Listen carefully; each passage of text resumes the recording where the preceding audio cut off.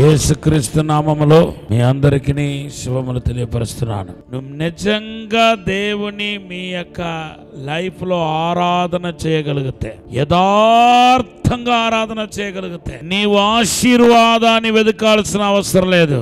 ఆశీర్వాదమే నిన్ను వెతుకుతూ వస్తా ఉంటాయి.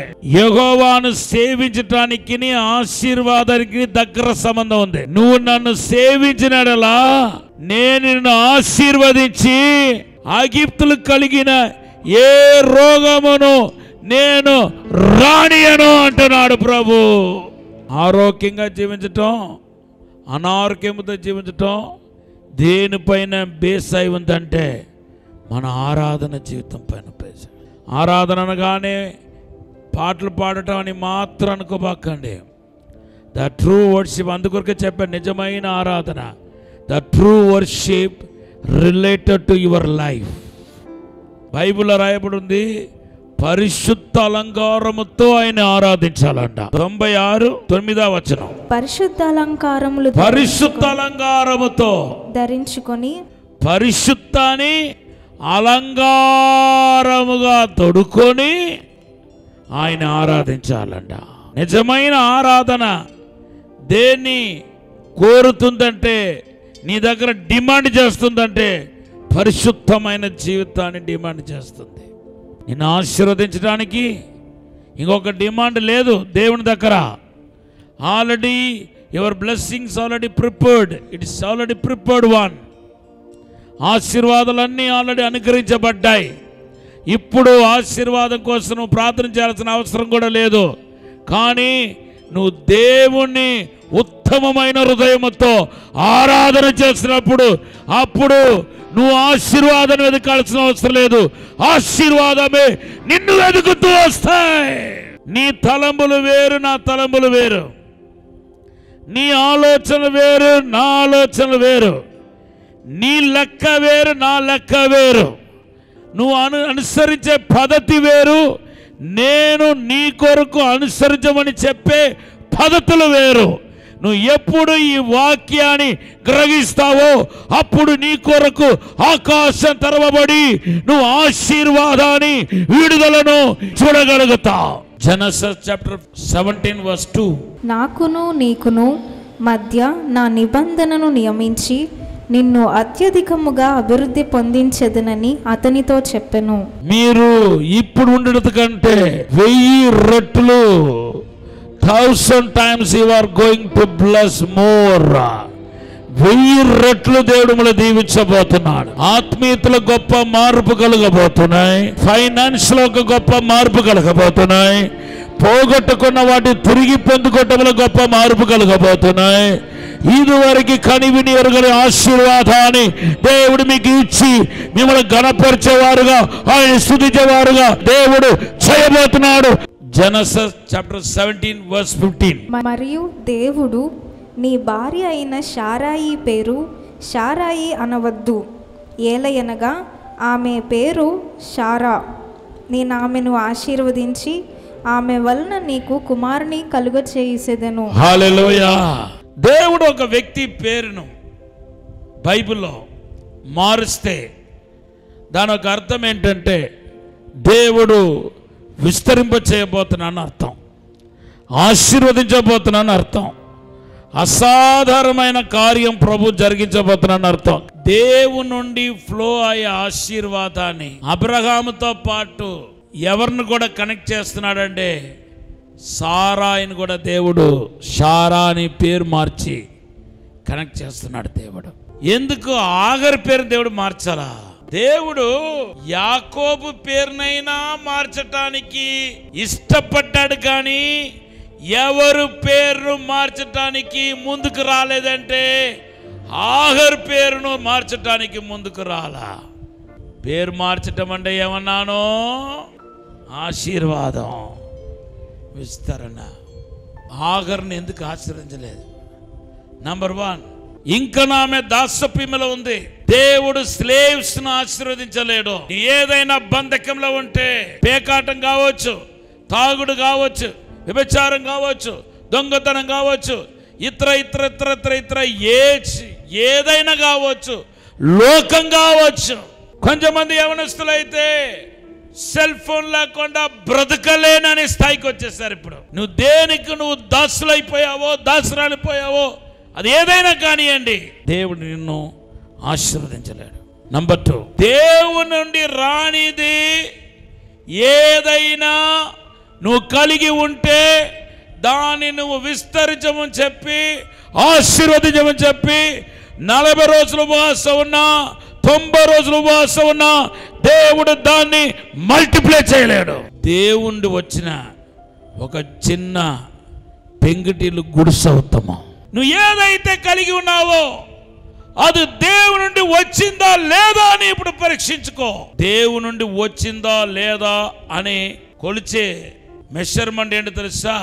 యాకోబు పత్రిక 3వ అధ్యాయం 15. ఈ జ్ఞానము పైనుండి దిగి వచ్చినది కాక భూ సంబంధమైనదియు ప్రకృతి సంబంధమైనదియు దయ్యముల జ్ఞానము వంటిదునై ఉన్నది. దేవుని నుండి రాని జ్ఞానం కూడా చివరికి అది దెయ్యం నుండి వస్తుందని బైబిల్లో రాయబడి ఉంది. నువ్వు ఏ జ్ఞానమైతే కలిగి ఉన్నావో అది దేవుని నుండి రాని జ్ఞానమైతే ఎప్పుడుకో ఒక రోజు నిన్ను చంపేస్తాయి, నీ జీవితాన్ని నాశనం చేస్తాయి.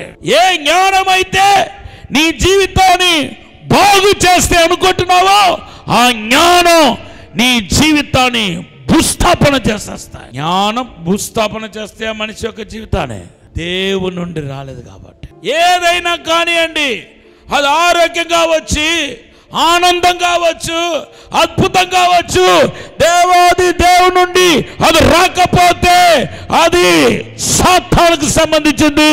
అది నీ జీవితాన్ని సర్వనాశనం చేసేస్తాయి. జ్యోతిర్మయుడైన తండ్రి దగ్గర నుండి వచ్చే ఏదైనా అది మంచిది, అది పరిపూర్ణమైనది. దేవుని నుండి వచ్చిన చిన్న వస్తువులు కూడా నీకు సంతోషం కలుగజేస్తాయి. మంచి దేవుని నుండి, ప్రేమగల దేవుని నుండి, దయగల దేవుని నుండి అది నీకు వచ్చింది కాబట్టి even the pen a small things will give rejoice. నువ్వు ఏదైతే కలిగి ఉన్నావో నువ్వు ధైర్యంగా, బోల్డ్గా, ఇది నేను దేవుని నుండి పొందుకున్నాను, నేను దేవుని వలన పొందుకున్నాను, ఇది దేవుని వలన కలిగిందని నువ్వు ధైర్యంగా ఎప్పుడైతే చెప్పగలుగుతావో దాని మీద ఆశీర్వాదం ఉంటే అది విస్తరించడానికి ప్రారంభిస్తాయి. ఎన్ని కుంటనక్కలు వచ్చినా, ఈవెన్ పాదాలమే పైకి లేచిన నీ ఆశీర్వాదాన్ని, నీ విస్తరణను, నీ అద్భుతాన్ని ఏ ఒక్క శక్తులు ఆపలేదు. కారణం నీ ఆశీర్వాదం మనుషుల నుండి కాదు, దేవుని నుండి వచ్చింది. దేవుడు ఆశీర్వదించాడు. ఇంకొక మాట చెప్పాలి ఆశపడతాను. మన కృపాయుగంలో ఉన్నాం. అబ్రహాం కాలంలో కనబడిన హాగర్ తన మార్చబడడానికి ఛాన్స్ లేదు. No way. కృప ఉంది కానీ ఆ కృప ఏమవ్వలేదంటే ప్రత్యక్షం కాల. మన యుగంలో కృప ప్రత్యక్షమైంది. ఎలాగా, ఎప్పుడు, ఎక్కడ? యేసు అనే పేరిట కృప ప్రత్యక్షమైంది. యేసే కృప, కృపయే యేసు. కృప సత్య సంపూర్ణుడుగా యేసు మన మధ్యలో నివసించడం ద్వారా ఇప్పుడు కృప ఎక్కడ ఉందంటే మన మధ్యలో ఉన్నాయి. రోమాపత్రిక 11:17 చదవండి. అయితే కొమ్మలలో కొన్ని విరిచివేయబడి అడవి ఒలీవ కొమ్మవై ఉన్న నీవు వాటి మధ్యన అంటుకట్టబడి ఒలీవ చెట్టు యొక్క సారవంతమైన వేరులో వాటితో కలిసి పాలు పొందిన ఎడల ఆ కొమ్మల పైన నీవు అతిశయింపకుము. అంటుకట్టబడటం. అడవి ఒలివ చెట్లునే, అవి పెద్దగా పనికిరాదు. మంచు ఒలివ చెట్టును, ఆ అడవి ఒలివ చెట్టును తీసుకువచ్చి మంచు ఒలివ చెట్టుతో అండకట్టబడినప్పుడు ఈ యొక్క అడవి ఒలివ చెట్టు యొక్క సారం పోయి మంచు ఒలివ చెట్టు యొక్క శుభాభము వస్తాయి. అలా ఎలాగ వస్తాయో అలాగే మనము యేసుక్రీస్తు అని మంచి ఒలివ చెట్టు చేత మన అంటకట్టబడినప్పుడు మనం కూడా ఎవరికి పిల్లలు అయిపోయామంటే దేవాది దేవునికి, పరలోక తండ్రికి మనం అందరూ పిల్లలు అయిపోయాము. నన్ను హక్కుదారుడుగా నన్ను చేసింది ఏదంటే దేవుని యేసుక్రీస్తు యొక్క కృప. ఆ కృప మీకు తోడుగా ఉండగాక. ఈ భూమిలో మీరు గొప్పవారే, మీరు గొప్పవారు. ఎప్పుడు మీరు దీంట్లో అనలైజ్ అవుతున్నారో, ఎప్పుడు ఈ సత్యం మీకు అర్థమవుతుందో, మీరు ఖచ్చితంగా ఈ భూమిలో సమస్తాన్ని అనుభవించగలుగుతారు. మీరు తోక కాదు తలగా ఉంటారు, కింద వారు కాదు పైవారుగా ఉంటారు. మిమ్మల్ని గొప్పవారుగా దేవుడు చేస్తాడు. పరిశుద్ధ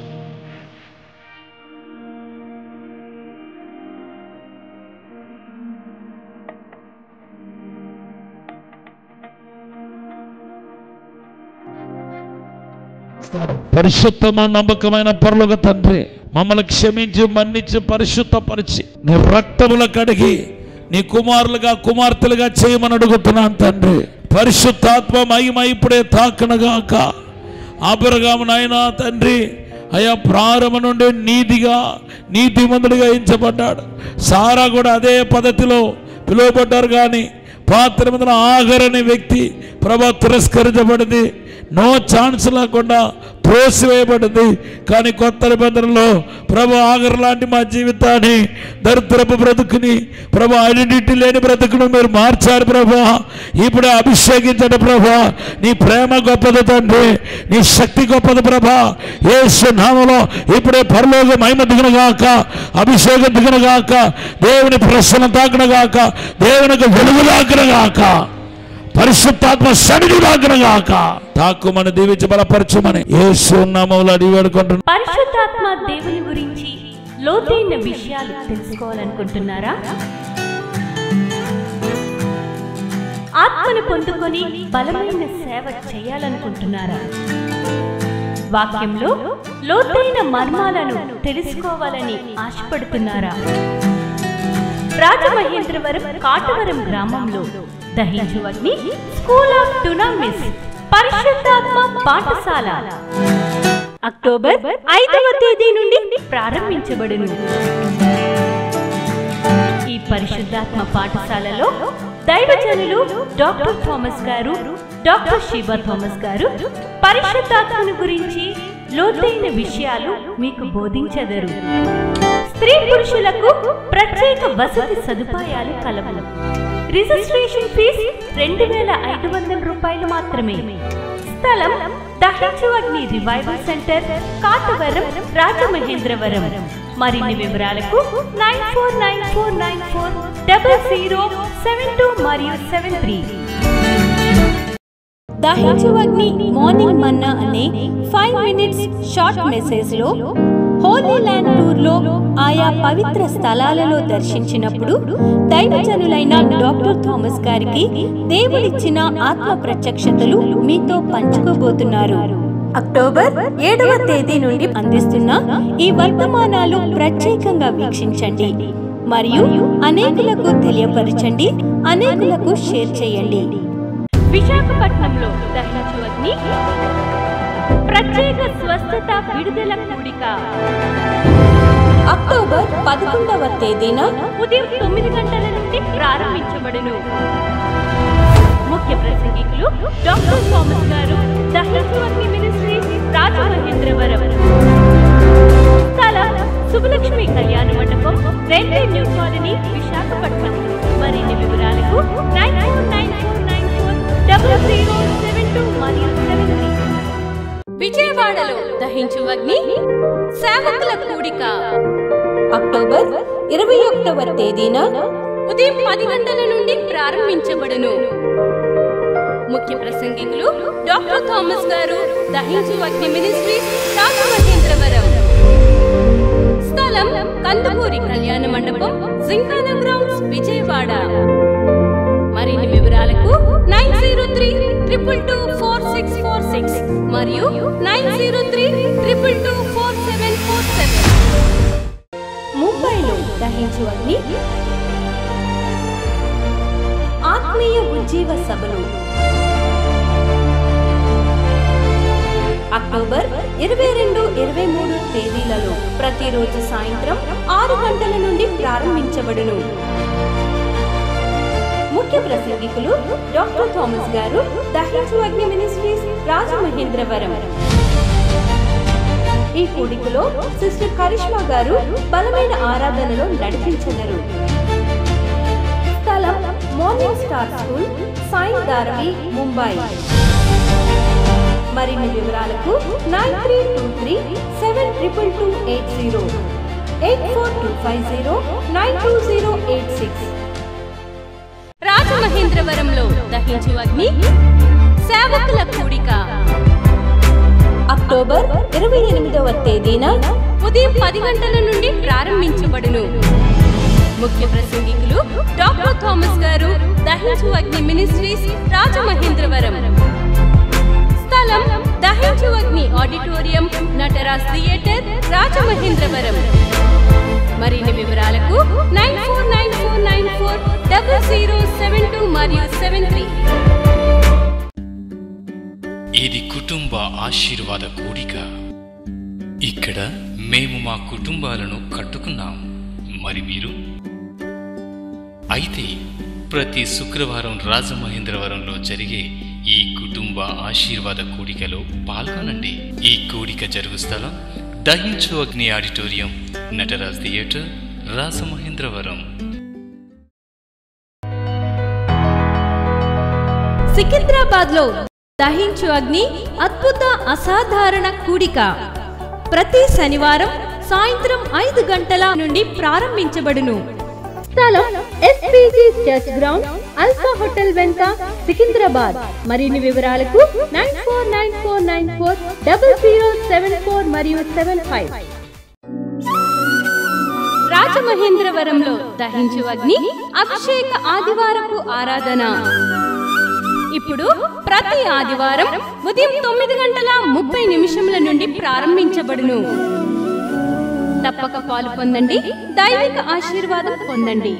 స్థలం దహించు అగ్ని ఆడిటోరియం, నటరాజ్ థియేటర్, రాజమహేంద్రవరం. మీ ప్రార్థన అవసరతలకు 9494940072 మరియు 73. ఈ టీవీ కార్యక్రమాన్ని చూసి ఆశీర్వదించబడినట్లయితే దహించు అగ్ని టీవీ పరిచర్యకు మరియు బ్లెస్సింగ్ ల్యాండ్ కు సహకరించండి. దహించు అగ్ని trust current account number 357222444370, State Bank of India, main branch, Rajamahendravaram. My address doctor Thomas, దహించు అగ్ని మినిస్ట్రీస్, తుమ్మలోవా, రాజమహేంద్రవరం.